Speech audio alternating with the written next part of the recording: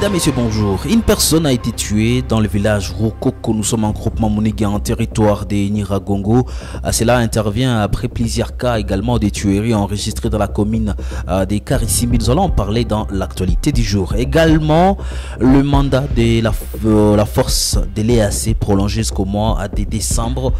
Que pensent les peuples congolais? Nous allons prendre la réaction des habitants des Béni par rapport à ces prolongements du mandat de l'EAC. Nous serons donc en direct des Béni avec notre permanent dans la région, Isaac Bingeve. Et puis nous allons chiter dans l'actualité du jour par rapport à ces briefings tenus hier entre le VPM et ministre de l'Intérieur Peter Kazadi et Patrick Mouyaya. Et vous le savez, nous allons faire focus par rapport à premièrement la réaction de Peter Kazadi qui nie en tout cas et qui s'est dit qu'il n'est pas responsable, le gouvernement n'est pas responsable par rapport à ce qui s'est passé à Goma, vous le savez, le 30 août 2023.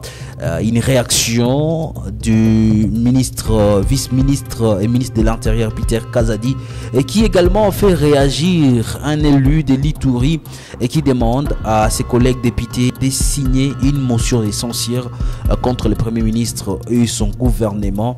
En tout cas, ce gouvernement a menti les peuples congolais, il faut le dire. Pense cet élu de l'Ituri, nous allons en parler dans l'actualité du jour. Mesdames, Messieurs, vous êtes nouveaux sur la chaîne, n'oubliez pas de vous abonner. Moi et vous, on se retrouve dans la deuxième partie de cette vidéo. Commençons l'actualité du jour par cette information. Une personne a été tuée dans le village Rokoko en groupement Monégui. Nous sommes en territoire des Nyiragongo. Il faut le dire que la société civile affirme que la victime assassinée est un motard des professions. Et puis parlons quand même de la réaction des habitants sur le prolongement de la force de l'EAC. Et vous le savez, le président des membres de l'EAC ont décidé de prolonger les mandats de la force de l'EAC jusqu'au mois de décembre. Les habitants rappellent à Félix Antoine Tshisekedi, qui fait aussi partie de président membre de l'EAC, qu'il a lui-même dit que le mandat de l'EAC, ou en faisant l'évaluation du mandat de l'EAC, les résultats étaient mitigés. Les populations s'interrogent pourquoi aujourd'hui on pourrait donc décider à prolonger le mandat de l'EAC pendant que son bilan reste négatif. Suivez les réactions des habitants de Béni dans ces propos recueillis par notre permanent à Béni, Isaac Bingeve.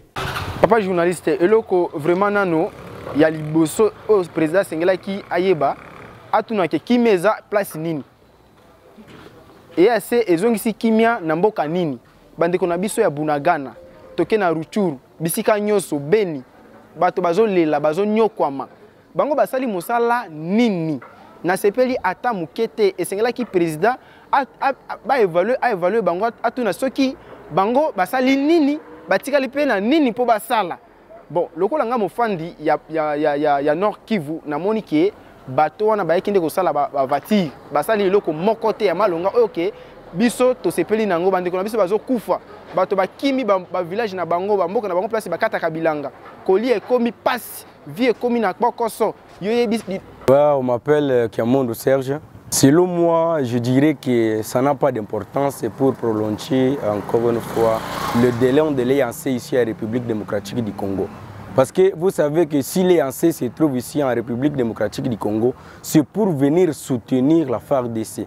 Mais jusque-là, l'homme 23 existe, la population souffre et l'EAC était toujours là sans rien faire. Alors je ne vois pas même l'importance. Ça serait mieux que l'EAC puisse quitter même la RDC afin que notre armée puisse intervenir seule. Comment on a gambale kitakiaisa? Vraiment makambo wana to sepeli nango te. Pote tozo kufa lelo pona MONUSCO. Sikuwa bakie si manda ya EAC. Wana lingi kuboma biso ba Congolais to yebi ba plana bango te. Depuis ya 16 ans na mboka biso à Nord Kivu, mouvement zo continuer te. Pote évolution na zana noté. Tozo nyokwa ma tozo souffrir tous les jours bazo boma biso na STA bazo réclamer te. Siko manda ya EAC bazo progresser ka progresser yango. Wana za kuboma biso ka na Nord Kivu. Revenons sur ces briefings de restitution entre Peter Kazadi et Patrick Mouyaya par rapport à la mission interministérielle qui est venue évaluer le drame qui s'est passé le 30 août 2023 dans le chef-lieu de la province du Nord Kivu. Peter Kazadi dit expliquer pourquoi il ne se sent pas responsable, il faut le dire, répondant à la question de démissionner après le carnage qui s'est passé à Goma. Un journaliste l'a posé la question. Après tout ce qui s'est passé, est-ce qu'il se sent à l'aise de démissionner vu que le gouvernement de Sama Lukonde a échoué? Voici la réponse de Peter Kazadi. Vous demandez ma démission parce que je serais en train de subir des événements? Non. Nous ne subissons pas des événements. Nous sommes devant un cas fortuit, un cas qui est arrivé, qui n'a pas été préparé. Un dérapage et qui arrive partout, hein, on voit qui arrive, voilà. Donc, je démissionnerai lorsque je me sentirai responsable d'un fait que j'aurais évité, que j'aurais dû éviter et que je n'ai pas fait. Les explications sont tellement claires qu'il est difficile aujourd'hui d'être sur les lieux où les faits se sont commis. Voilà, alors la question que vous me posez en... L'ordre de tirer sur les habitants de Goma, sur de manifestants d'insectes qui n'avaient pas d'abord commencé la manifestation parce que tout a commencé aux environs de 4 heures du matin. Qui a donné l'ordre de tirer sur la population? Est-ce que l'ordre serait venu de la hiérarchie, ça veut dire de Kinshasa? Patrick Mouyaya répond. Il n'y a pas tous les renseignements sur ce qui s'est caché derrière, dans les sièges de l'église, n'ayant peut-être pas les intentions violentes étaient connues, elles étaient préméditées. Il y avait lieu d'essayer de pallier à toute cette éventualité. Je ne pense pas qu'il y avait un ordre qui serait venu de quelque part, comme je tente de lire à gauche, à droite, qui dit qu'il fallait tirer sur la population. Non. Monsieur le vice-premier ministre. Oui, concernant les bilans... Et toujours dans ces briefings, Patrick Mouyaya fait référence, donne un exemple d'un militaire américain qui prend son fusil et tire sur une dizaine de personnes dans un camp ou dans une école. J'entends pas des gens dire qu'il a reçu un ordre quelconque pour un cas de dérapage. Patrick Mouyaya fait une comparaison de ce qui se passerait aux États-Unis et par rapport à ce qui s'est passé à Goma pour exprimer son innocence et pour dire que aucune autorité n'a donné l'ordre de tirer sur des populations de Goma lorsqu'il voulait faire une manifestation pour demander le départ de la MONUSCO. Suivez ici Patrick Mouyaya. Il faut qu'on évite la confusion parce que je vois que d'abord il y a toujours une très mauvaise interprétation de ce que nous disons parce que par exemple j'ai vu des réactions quand on a sorti le premier communiqué de certains laboratoires parce qu'il y a visiblement une récupération politique qui est faite sur des cas, des incidents qui peuvent arriver. Lorsque un militaire américain prend son fusil et tue une dizaine de personnes dans un camp ou dans une école, je n'entends pas des gens dire, en tout cas nous suivons CNN, les médias américains, dire qu'il a reçu un ordre quelconque pour un cas de dérapage.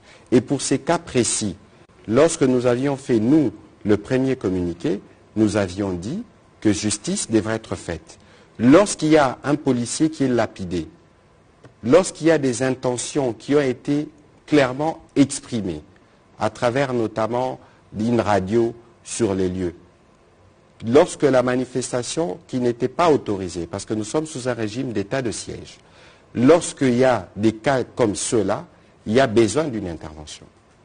Ces briefings quand même de ministre de l'Intérieur et du ministre de la Communication suscitent des réactions. C'est par exemple le député national Gratien Irakan qui appelle ce jeudi 7 septembre 2023 le premier ministre congolais à démissionner de lui-même avec tous les membres de son gouvernement. Ces membres du parti politique de Moïse Katumbi, Leli Deli Touri, menacent Sama Lukonde en cas démissionner et qu'il va mobiliser tous les députés nationaux pour signer une motion de censure contre le Premier ministre suite au massacre des civils orchestré le 30 août 2023. Je propose d'ailleurs d'aller visiter les sites internet de Kivu Morning Post, de www.kivumorningpost.cd pour suivre d'autres informations et quand même revenir sur cet article qui fait référence à ces communiqués publiés par l'élu de l'Ituri, l'honorable Gratien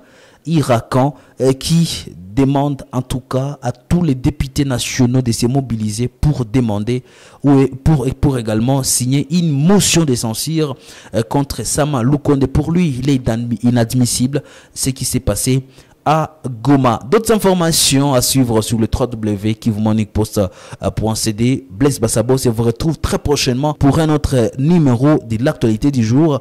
D'ici là, portez-vous bien.